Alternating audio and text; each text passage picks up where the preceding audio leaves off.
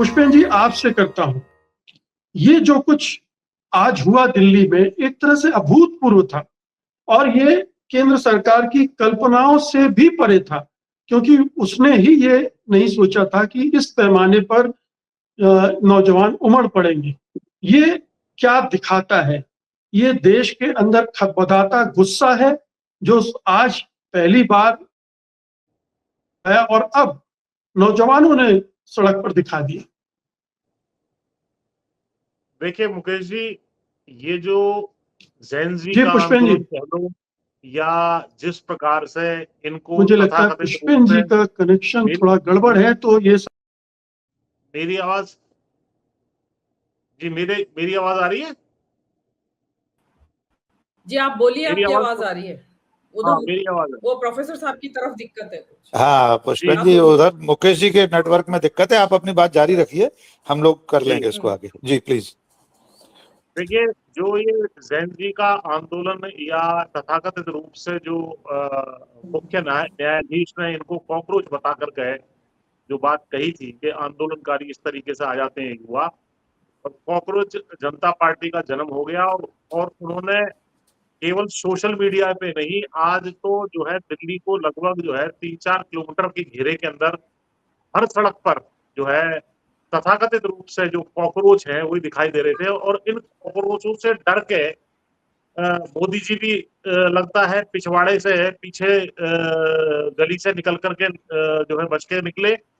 और सीजीआई वगैरह भी जो कहाँ छुपे हुए थे उनका कोई अता पता नहीं था।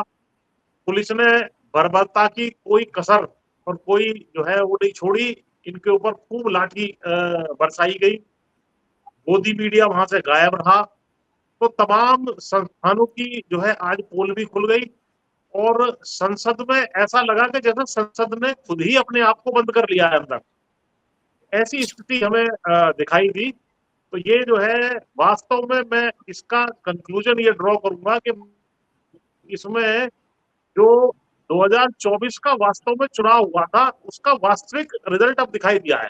ये ज्ञानेश कुमार ने इनको जरूर जिता दी थी 240 सीटें।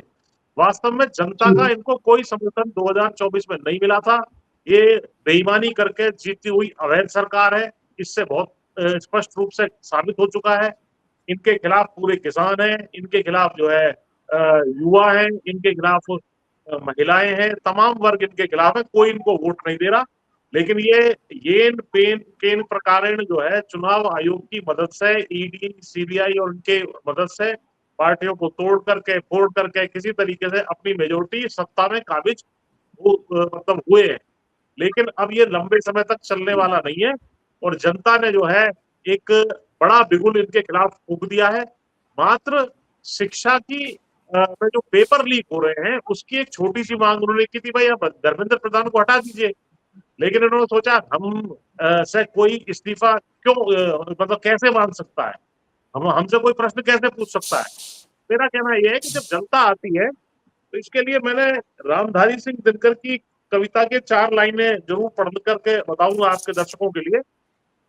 हुंकारों से महलों की नींव उखड़ जाती, सांसों के बल से ताज हवा में उड़ता है, जनता की रोके रहा समय में ताव कहाँ, वह जिधर चाहती काल उधर ही मुड़ता है।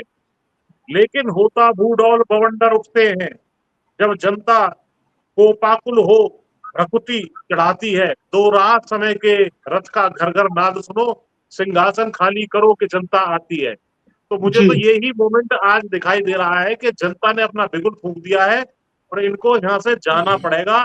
इसके अलावा और उनके पास कोई चारा नहीं बचा है। जी